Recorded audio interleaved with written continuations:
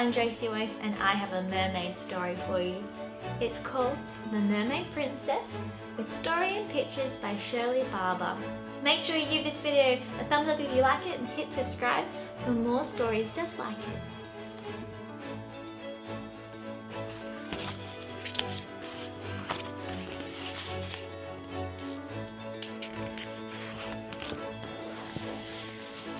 In a tropical ocean lay a small green island surrounded by sandy beaches and a coral reef.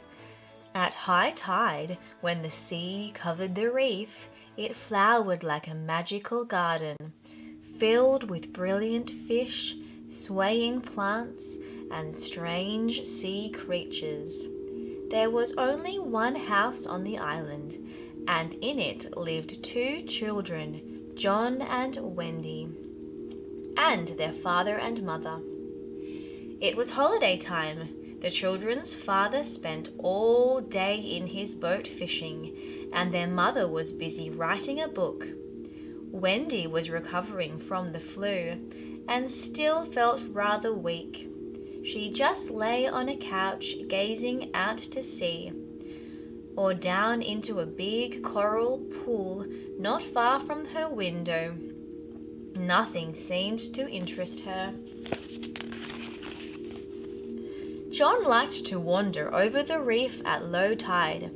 When he found something really unusual, he would bring it inside to show Wendy.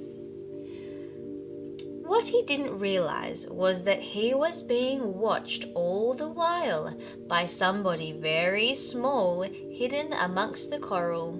It was Sandy, the seashore pixie. Sandy lived in a sandcastle decorated with bits of green and white sea-smoothed glass. Early each morning, Sandy pushed his little cart along the tide line to see what had been washed up. He found bean pods and shells which he used to keep things in, and sticks for his fire. But what he liked to find most of all were pieces of coloured glass. He always hoped to find really colourful ones, of sparkling red or blue, but somehow he never did. One morning, Sandy was amazed to find a beautiful mermaid sitting among the coral, frightened and sad. She told Sandy that her name was Marina. Marina said she had been riding with her friends on their dolphins, a long way from the underwater city where they lived. Suddenly, a huge shark had charged them, scattering the dolphins. Marina, on her white dolphin Silverfin, had sped away, pursued by the shark. In a terrifying chase, Silverfin had tried to outswim the shark. In desperation, Silverfin tossed Marina out of the water so that he could swim faster. Then he led the shark away. "I cut my tail on the sharp coral," Marina tearfully told the pixie, "so now I can't swim home. Poor Silverfin might have been killed, and the shark is probably waiting in the deep water to catch me too. Whatever shall I do?" Sandy didn't know what to say. He knew that when the tide returned, it would sweep the mermaid over the sharp coral, and she would be hurt again. Just then, John appeared over the reef. Sandy quickly hid. To the little pixie, John was as big as a giant. "A real mermaid!" exclaimed John. "I've just got to show her to Wendy." He carefully picked up Marina and carried her back to the coral pool near his sister's window. John ran inside the house. "Wendy," he gasped, "I found a real live mermaid. I put her in your coral pool so you can see her through your window." His sister sat up and looked out at the pool. Sure enough, there was the mermaid. She was calmly tidying her golden hair. At last, something did interest Wendy. "Isn't she beautiful?" she cried. "Yes, but we must keep her a secret," said John, or she might be taken away and put in an aquarium. That night, when the moon had risen high in the sky, Wendy awoke with a start. She looked out of the window.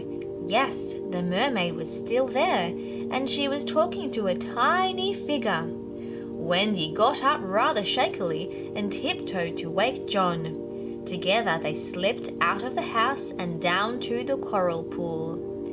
At first, the mermaid and the pixie were too shy to answer John and Wendy's eager questions. "Please talk to us," Wendy begged. "We only want to help you." So Sandy introduced himself and Marina to the children. Then Marina told them her story. "Somehow we must tell Marina's people where she is so that they can come and fetch her," said John. When she had finished, "I could go," offered Sandy. "I have a boat." "I could anchor it at the edge of the reef," Sandy added. "Then I could dive down and look for the underwater city." "But how will you breathe underwater?" John asked. "Seashore pixies can breathe underwater as well as on land," Sandy replied. Marina said he would need a snack for the journey and gave him some dainty kelp biscuits. Sandy sailed out over the reef and anchored where the deep water began.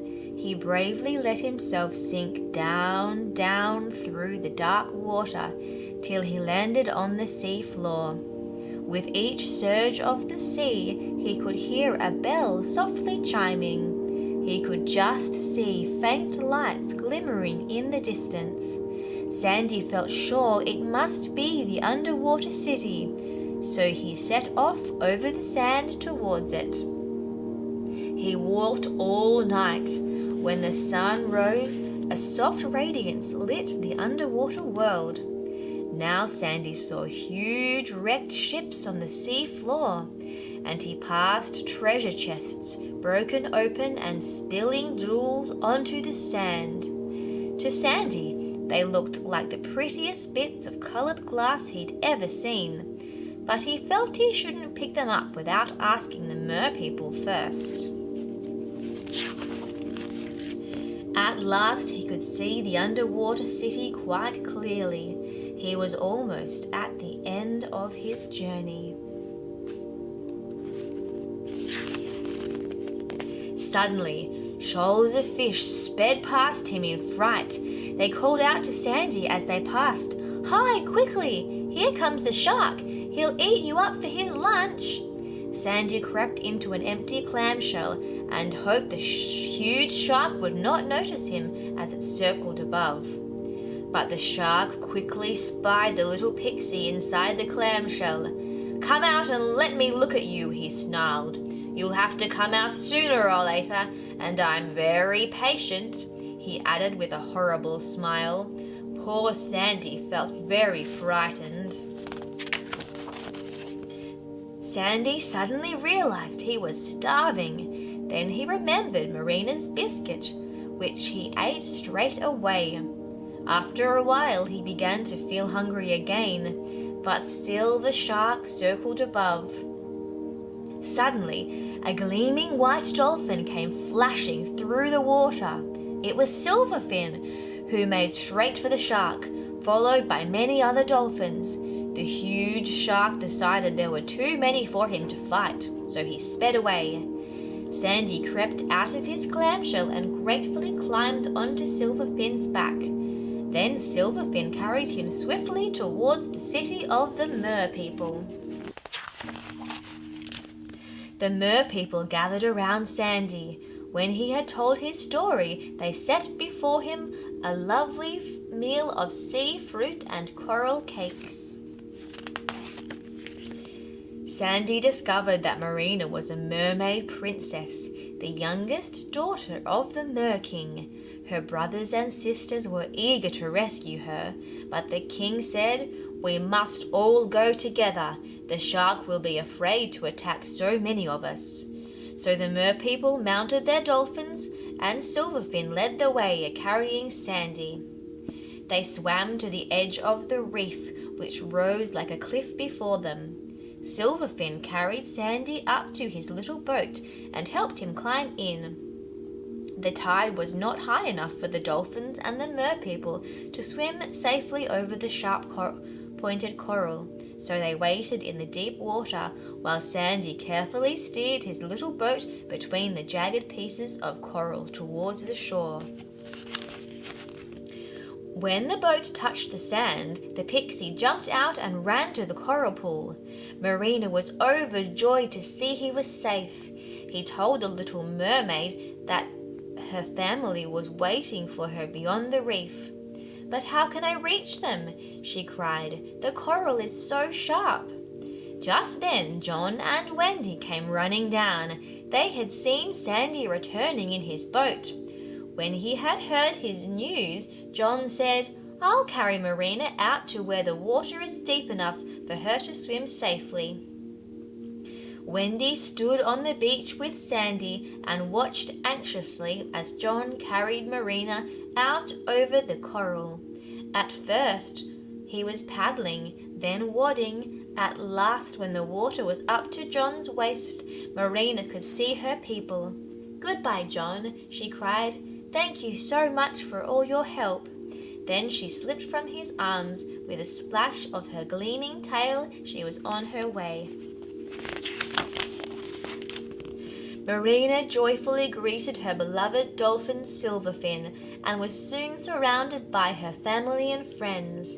It was a sight that John and Wendy would never forget.